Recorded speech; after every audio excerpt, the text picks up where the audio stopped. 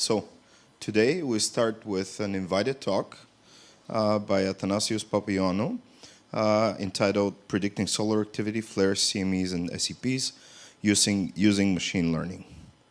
So you can take it away, Athanasios, and I'll let you know when you have 10 minutes and then 5 minutes. Okay. Okay, good morning, everybody. Thanks for the invitation to give this talk. I'll try to cover a lot of ground today. So the title of the talk is Predicting the Solar Activity Using Machine Learning. And this is the outline of my talk. So first, I want to set the scenery. So I'll try to introduce what is solar activity. Then I want to do an overview of what we traditionally do in order to make predictions of the solar activity. And then I'll focus on the use of machine learning for the predictions of the solar activity. I will discuss the challenges that we have ahead, so the open questions and how to move forward, and then I'll try to give my conclusions. So in terms of the solar activity, I guess everybody knows that everything starts with an active region.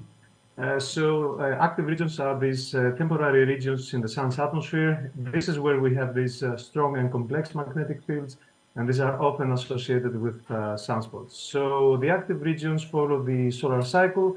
So here I give you the solar cycle evolution. So during solar minima, we have only a couple of active regions on the sun, but during solar maxima, we have a much more complex picture, as you can see here. So any prediction starts with the identification of an active region. So you need to see if you have an active region, if this active region is complex, if it's strong enough, and from there you want to infer if you're going to see solar eruptive events. And by solar eruptive events, the first category includes solar flares. So flares are basically an eruption of electromagnetic radiation across the spectrum. It involves all of the layers of the solar atmosphere, from the photosphere up to the higher corona. The energies of solar flares are pretty large, so we're talking about energies up to 10 to the 33 ergs. And one thing to note, because I'm going to use it later on, they are classified according to their X-ray brightness. So what you see here, and we have different classes. So we have A, B, C, M, and X classes. And for example, this is C, M, and X classes. And what you see here, if this is a flare, you can see that we have a background, and suddenly, much like an earthquake, we have a burst of the release of this magnetic energy. Now, another eruptive event, which we're going to use, is coronal mass ejections. So the CMEs are basically explosions. You have the expel of plasma of actual mass from the sun to the interplanetary space. These CMEs are a bit tricky because they form low in the corona, so below 2 solar radii. Their typical morphologies includes flux drops, so this twisted magnetic field, and we care about halo CMEs most of the times, because the halo CMEs, you see them as circling the sun, basically, and you have a very good, you have like 50% probability that that CME will be F-directed. Again, the energies here are pretty high, 10 to the 32 ergs, and the mass is around 10 to the 35 grams. Now, for solar energetic particles, we use the term solar because these are particles accelerated near the sun. Energetic because they span a large energy range from a few 100 kV to 1 to 2 giga-electronic volts in very extreme cases.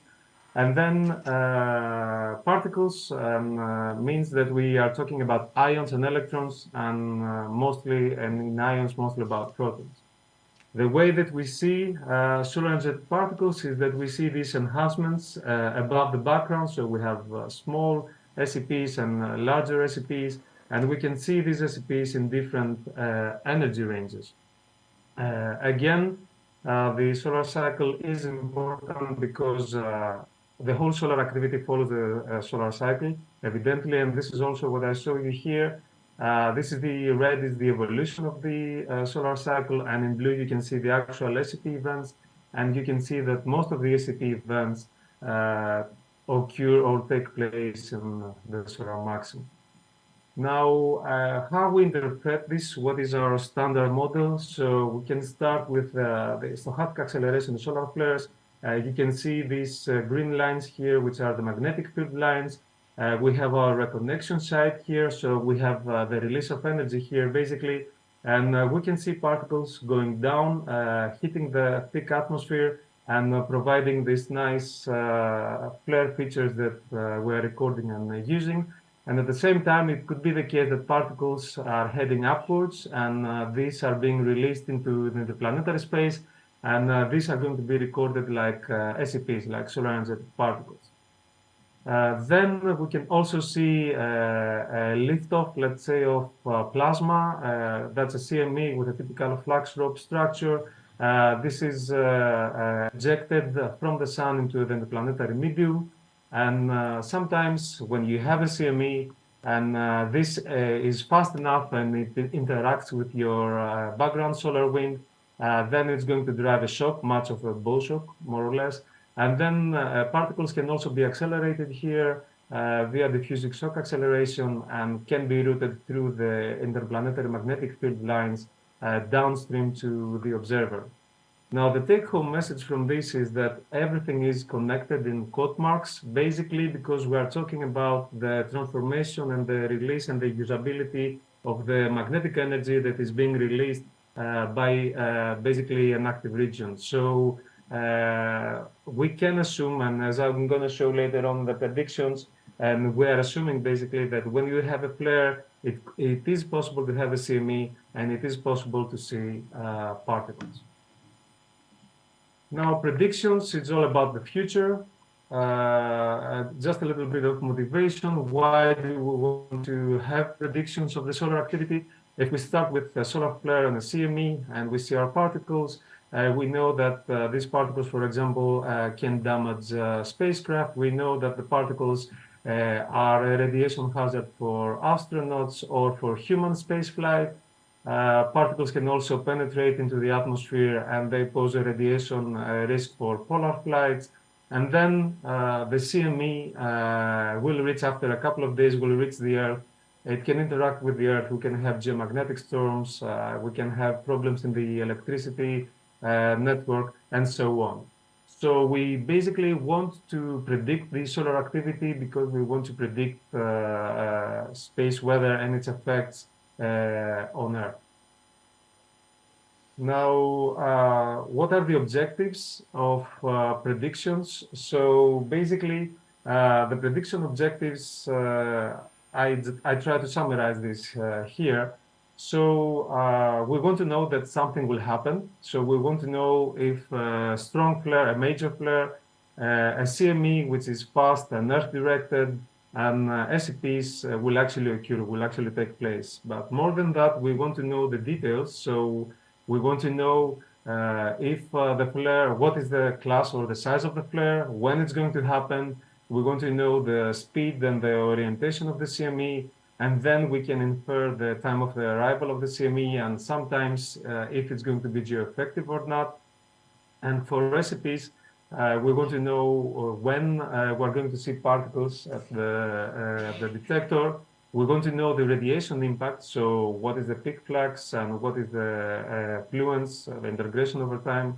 And we want to know the time profile. So in terms of prediction, the first layer for the prediction starts with an active region. So you identify an active region and you try to see if this is going to be eruptive. So if you're going to see a flare or a CME. And then you want to see if you're going to see particles. And then you have a second layer of prediction because you have spotted a CME or a flare on the solar disk, and you try to see if you're going to see the particles. So this gives ground to what I define here as a forecasting and as a nowcasting. So the forecasting always starts with an active region. You haven't had any event there. You only have an active region, and you try to understand if the magnetic energy that is going to be released will give you that. But in the latter case, in the nowcasting, this is a very short-term forecasting. You have seen something on the sun, and you try to infer if you're going to see particles heading your way. Now, just to show something, an inherent limitation of the data and the problems that we're trying to solve here.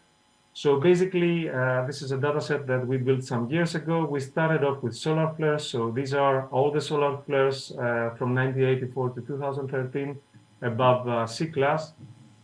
We associated that to CMEs, and then we try to associate that to SEPs. And for comparison, what I give you here, these are all the solar flares in our sample that were associated with some SEP event.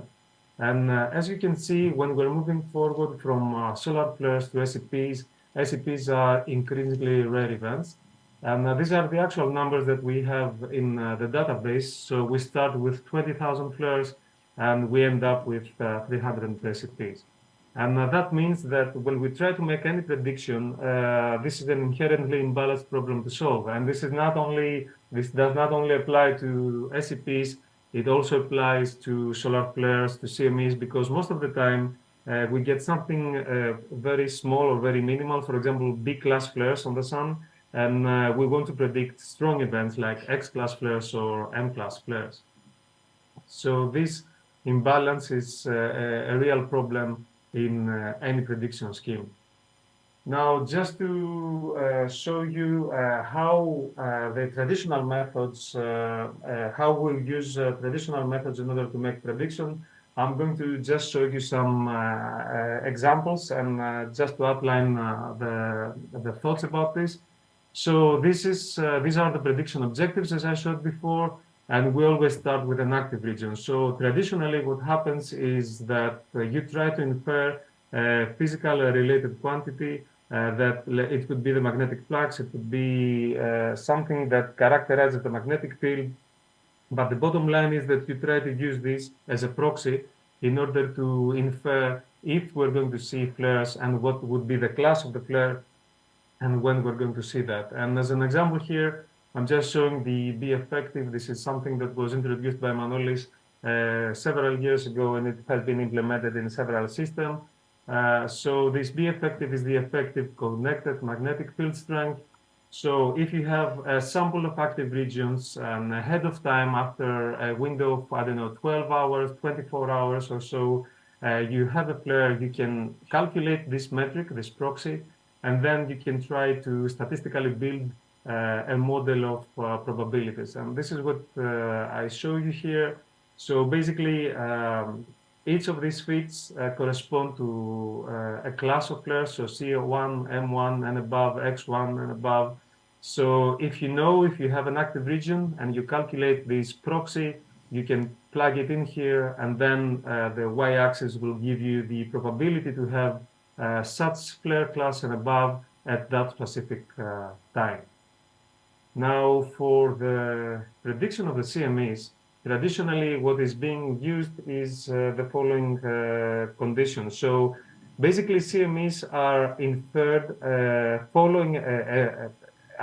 as a rapid events following a flare.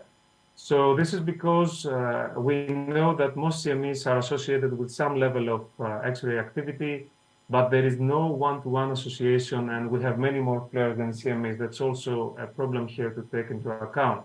So statistically speaking, we know that what I give you here is the strength of the flare versus the CME association rate. This is from Yashiro. So basically what you see here is that the stronger the flare, the more likely is to have an associated CME. And that makes sense because when we have major reconfigurations of the magnetic field and changes in the magnetic field, then we have these solar rapid events. So we can use this, we can utilize this in order to predict CMEs. And for the occurrence, for example, we can have relations like that. And what is on the x-axis is the flare magnitude. So if you have actually predicted specific probabilities for its flare magnitude, you can use this fit, make a convolution with this fit, and then you can infer the likelihood to have a CME. So what is the likelihood to see a CME if you already predicted the flares? And then you want to know the characteristics of the CME, like the speed or the kinematics in general. And the way that you do this traditionally is that you go and you look at your statistics. So this was built, for example, for the proxy that I showed you before, and it connects the speed of the CME, that's the projected speed of the CME, with your proxy. So you can just plug in here your proxy and derive the actual value of the CME kinematics. And of course, such studies have been pushed forward. For example, Yannis Kondogiannis made this publication some years ago, and you can see different predictors here not only be effective, and you can see that these correlations were explored for further kinematics of the CME, not only for the linear speed, but also for the acceleration and for the kinetic energy. And that means basically that if you know that a flare will actually occur based on a proxy, then you can infer somehow the probability to have a CME and the kinematics of that CME, traditionally speaking. So just to show you how that looks as a final output, you can see that there are several different time windows here, starting from 6 hours to several different hours. The magenta line here is the flare probabilities. So you have a probability for each class of a flare.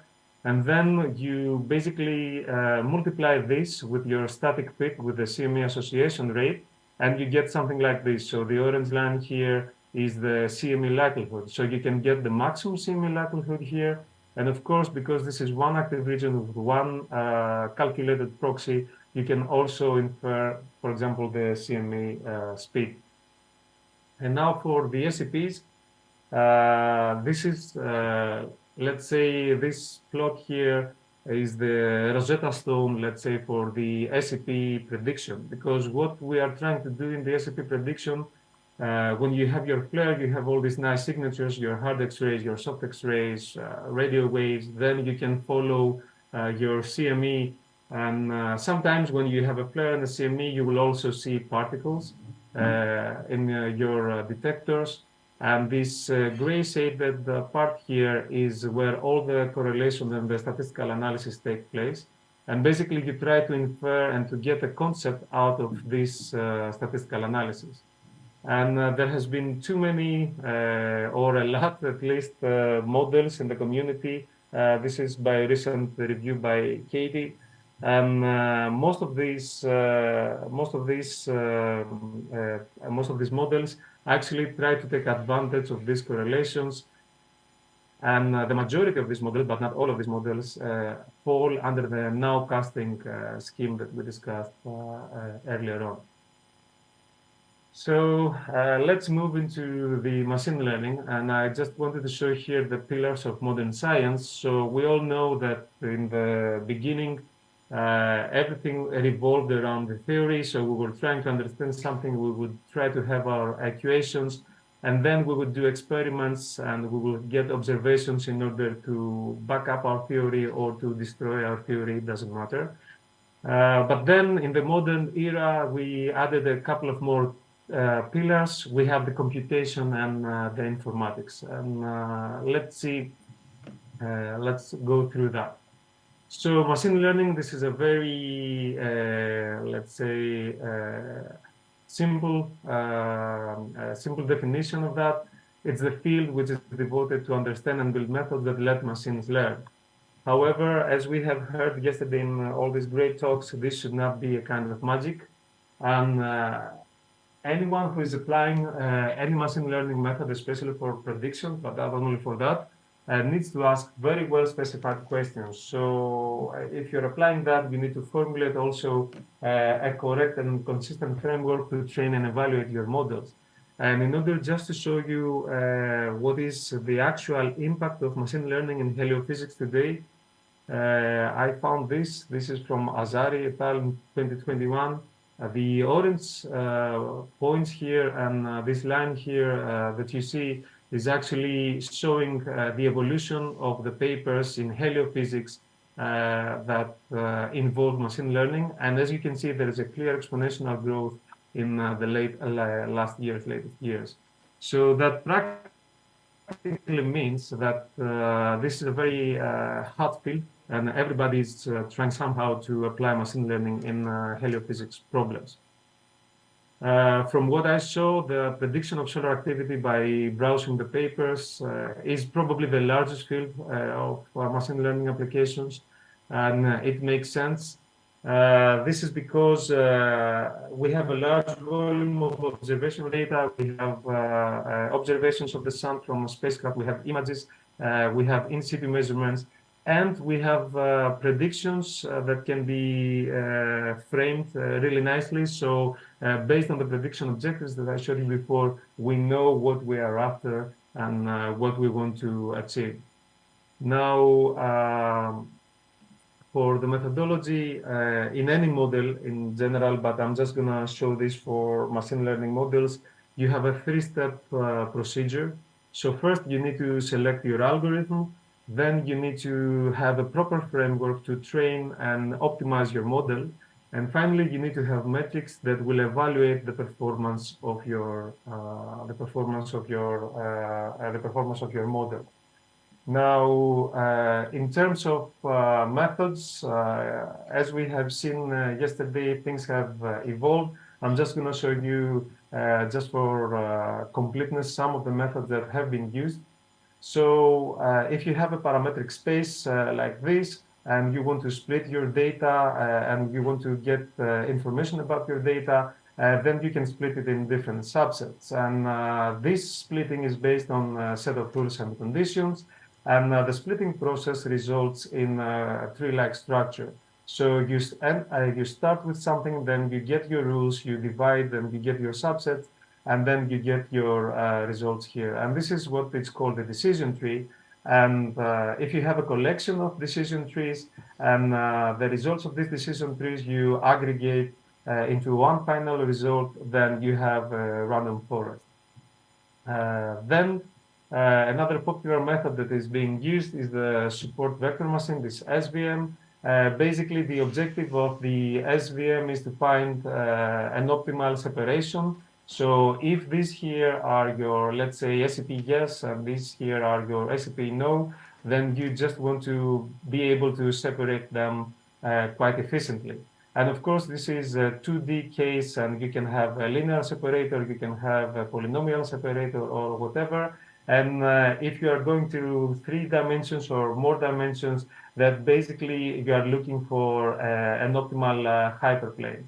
And this has been used a lot, as I'm going to show later on, for the prediction of solar activity.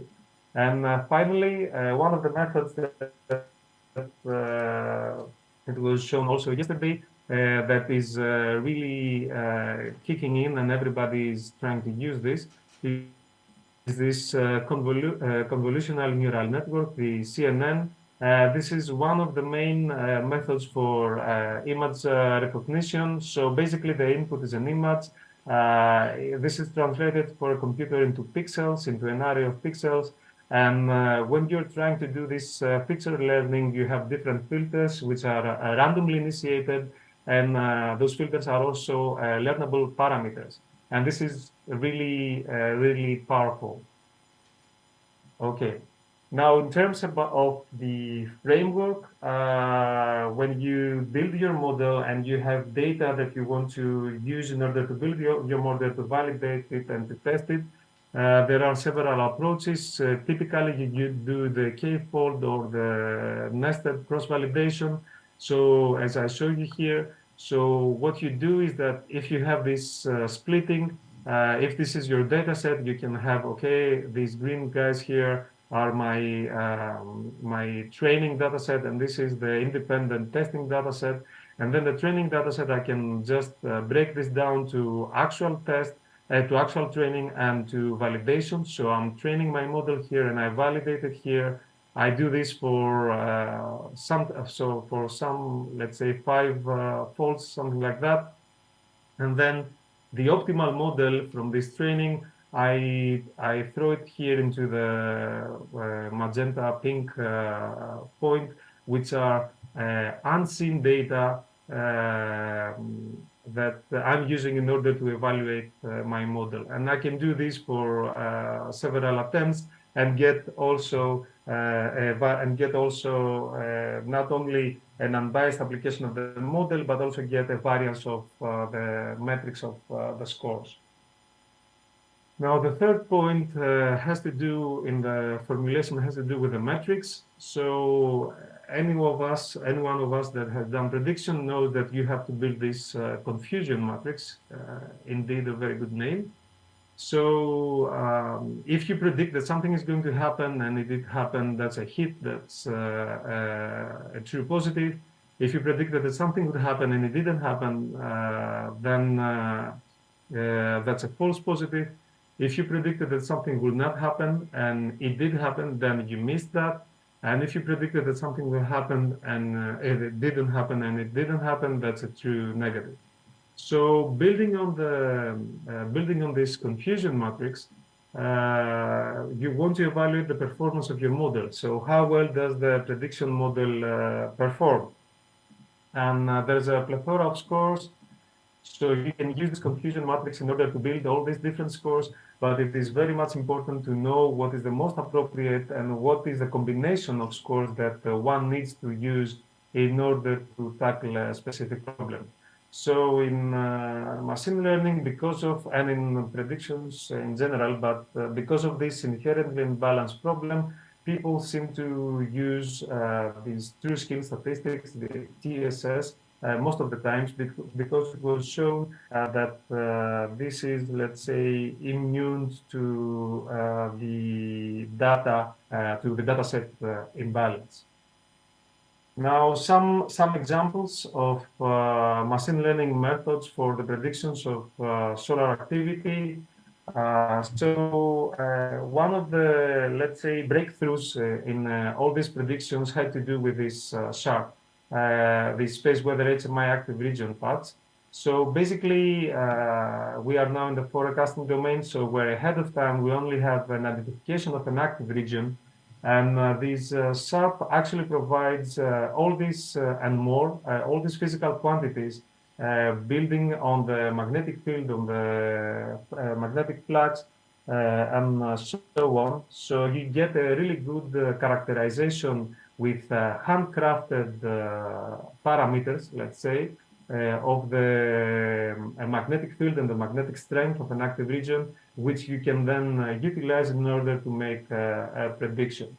So it was Monica Bobra and Huvidat in 2015 that used these physical quantities as features, basically.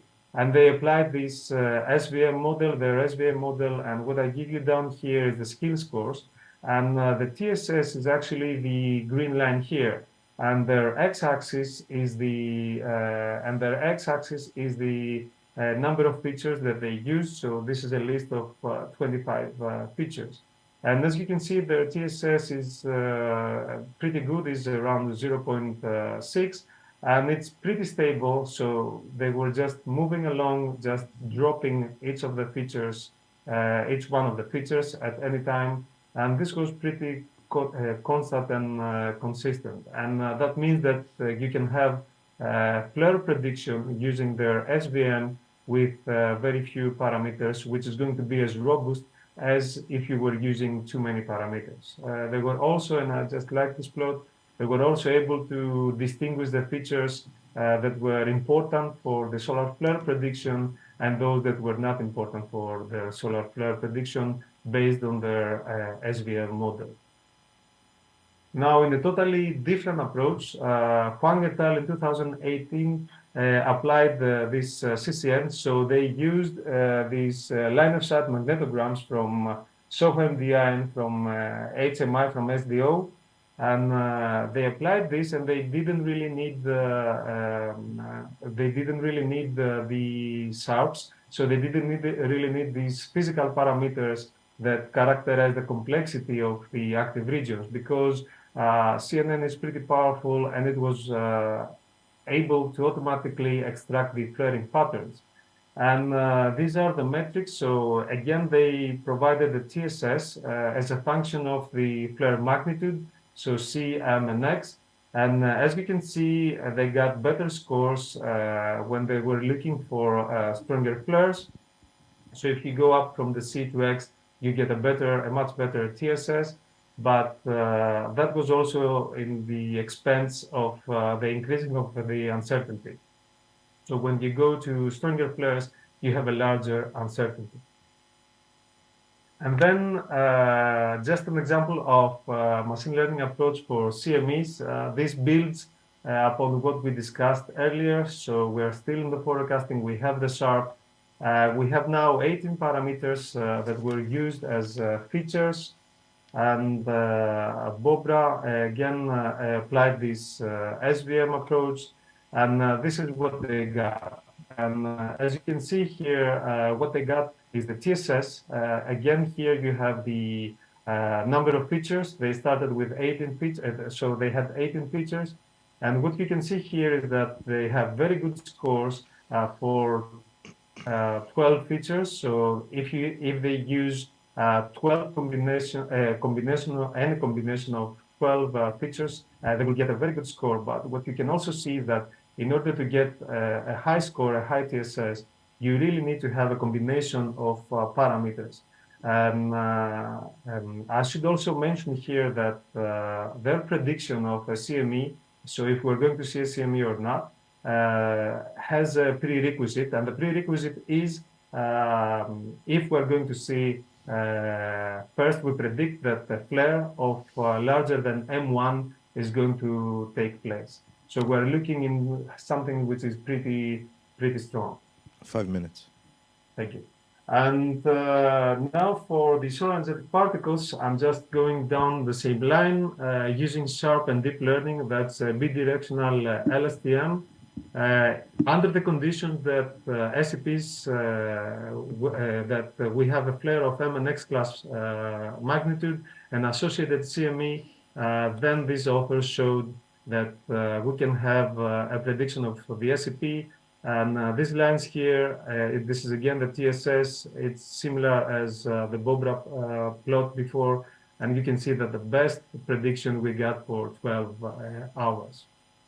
Now, a little bit about the challenges ahead, which is probably a very interesting part. One of the things that is important to note here is that we have this class imbalance problem. So this is something which is inherently there in the data, and it's a very hard problem to solve. And it actually affects the results. So we did an experiment some years ago. We had different settings. So that's the imbalance, the actual realistic setting.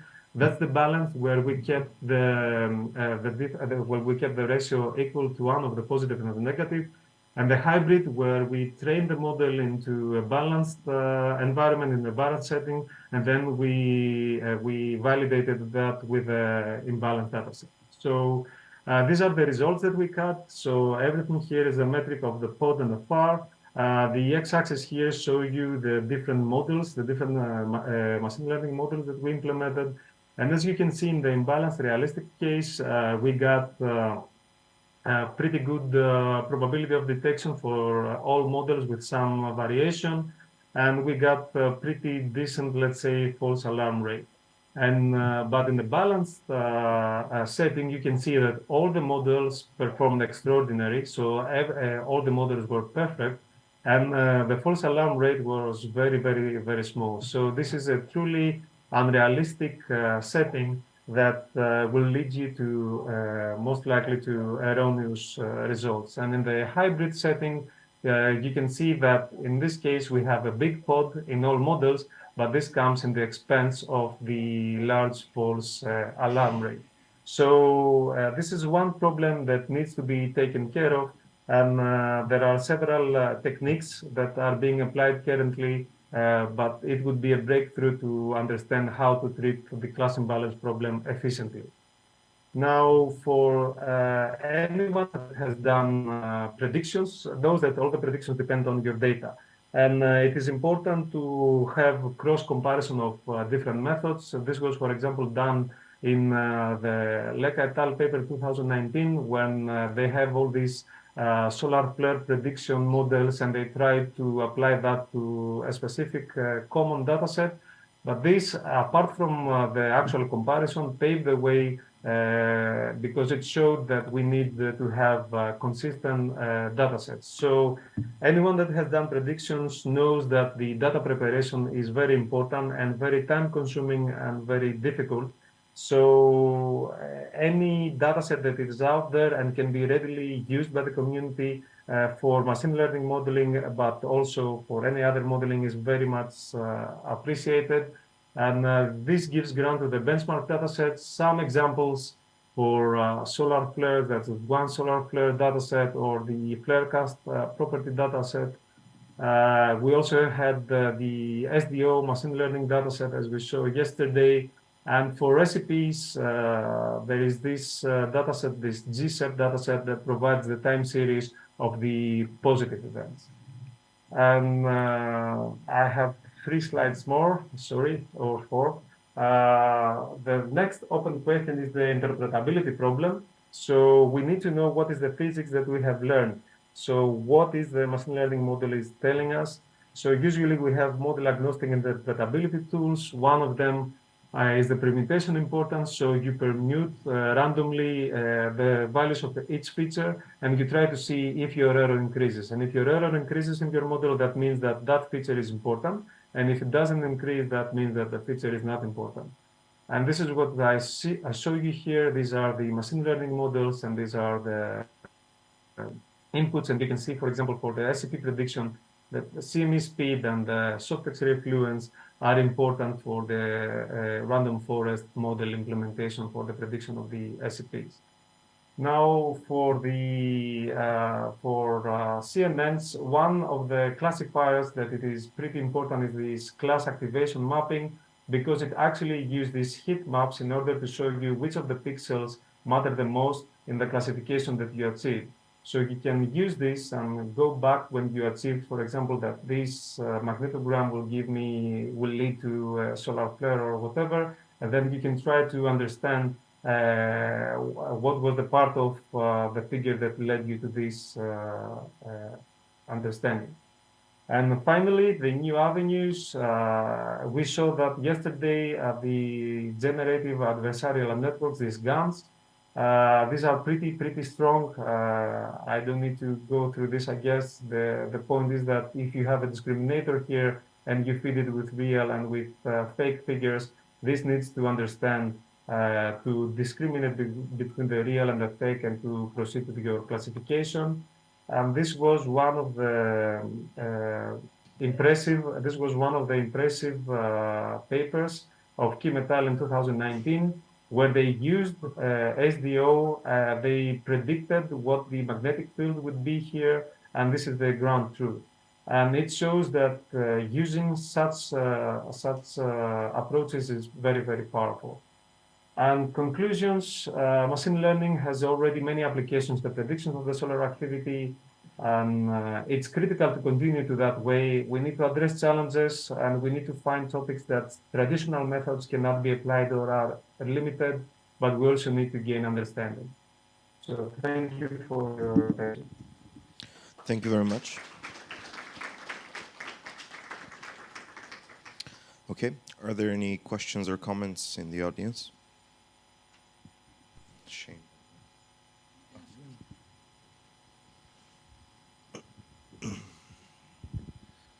Thank you. Great talk.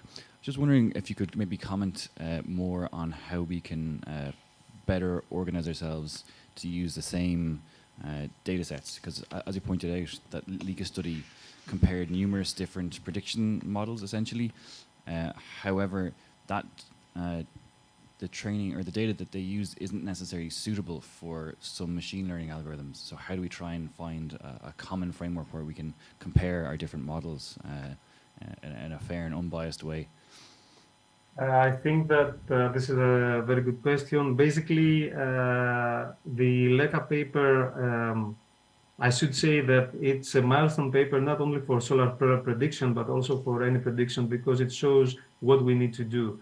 For example, in the SEP predictions, what we are trying to do is trying to get clear data sets. We try to get these benchmark data sets that are not only these data sets should be like large, intercalibrated, unified data sets that can be directly used by any prediction proxy. And for in the SEP predictions, what we are trying to do is to try to synthesize cases, for example, time series that we want to use as our training for the model, time series that we want to use for the validation of the model, and time series that we want to use for the testing of the model. And this should be common to everybody, and at least that's my experience with the data so far. For the SEP predictions, this is pretty straightforward. Now, for the solar flare predictions, it's more complicated, I would say. But that's the way to move forward. And I guess that the community can also specify to those people that are trying to make these benchmark data sets what is needed by the community. Thank you. Manolis. Thank you. Well, just a follow-up comment that I will be talking about benchmark datasets tomorrow in a brief presentation. So there is a difference between a dataset and a benchmark dataset in the sense that you create something that is as well curated as you can make it, so that to be able to compare models against each other by using the exact same dataset for training and testing.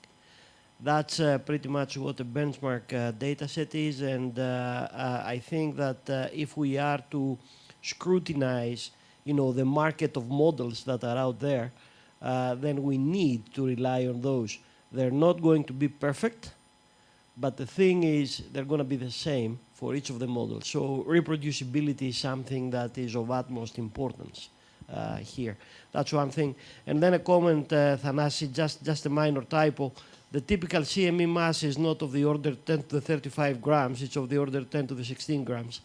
So just make sure you correct that. Okay, yes. Thank you. Maybe just a continuation of the discussion on data sets. Can you comment on whether it would be good or whether common frameworks which are heliophysics centric for the methods and for the metrics which are needed for the in combination with these standardized data sets would be a good thing, and if there's an effort going on that we don't know about? Well, I guess that several people are included in these CCMC scoreboards. For example, that's the SEP CCMC scoreboard that we are involved. And what we're trying to do is to try to first push all the real-time predictions that we are making with the traditional methods so far into their systems. So you have cross-comparison by the glance of an eye. So you can see what everybody's predicting in real time.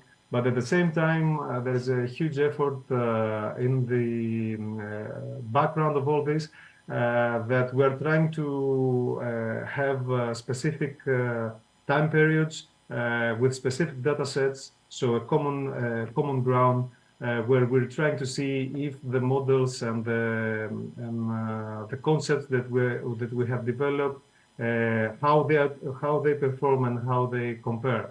That's the same for there's a CME scoreboard, but that's more about the time of arrival, if I'm not mistaken. And there should be also solar flare comparison. So within this, within the heliophysics community, this is the way to go and to cross compare. But it is difficult. It has some peculiarities, not only the data sets, it should be the time periods that you choose to validate or to check should be very well selected in order to get a cross comparison. That's, by experience, that's one of the tricky parts. Thank you. And just to clarify, the scoreboards are model agnostic, so they don't care if it's an ML Yes. model or a physical Yeah. model or anything. Yes, yes, yes. For example, in the US, as you know, they have a lot of SEP ML models that they put there, and they try to cross compare and validate. Okay, thank you. And I just understood that my camera was off. Okay. Oh, yeah, Okay. turn it on if you can. Yeah. I think, yeah. Okay. Oh. Hi. Hi, Yes. we see you now. Okay. Hi, it was a really interesting talk. I really enjoyed it.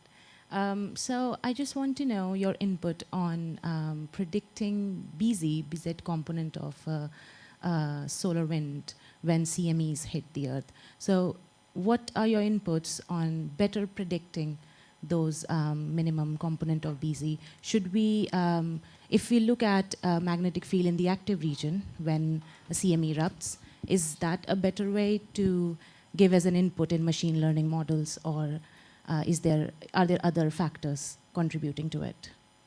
Well, the problem, so there are other factors, and there is large uncertainty because what actually happens lower in the corona when you have the evolution of the starting of the CME and how it evolves, we always assume that this is a flux rope that has some modeling, and that flux rope, is propagated into the solar wind, and then we try to infer based on our understanding and on the modeling of the magnetic field if we're going to see, let's say, a negative BZ. But the point would be that when you're very close, when you have the initiation of the CME, you don't have measurements, so you have to somehow not infer, but assume to some extent. This will help for sure, but at the same time, there are other things that can help. For example, now that we have inner heliophysics missions like Solar Orbiter, we can actually record in situ an ICME, which is with its components, so magnetic field, the components of the magnetic field, and then we can propagate it outwards to, let's say, Earth. And from that point, if it is, let's say, 0.5 AU, you can have a more clear understanding of what is happening at Earth. Now, the problem that I have seen, and I think this was Lugaz Noah's paper or his student paper with the geomagnetic storms, is that they tried to have a machine learning approach, but if I remember correct, if memory does not fail me, the actual data set that they had, like for SEPs, we have 300 SEPs more or less.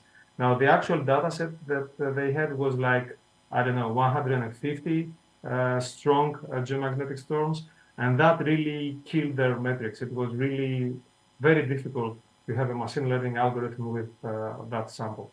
So that as a comment. Yeah, thank you. Thank you so much. Thank you. Any more questions here in the audience? Comments? All right. Are there any questions online? I guess not. If not... I don't see any questions now. Okay. Thank you. Hi, Pedro. If not, let's thank our speaker again. Thank you very much. Thank you very much. And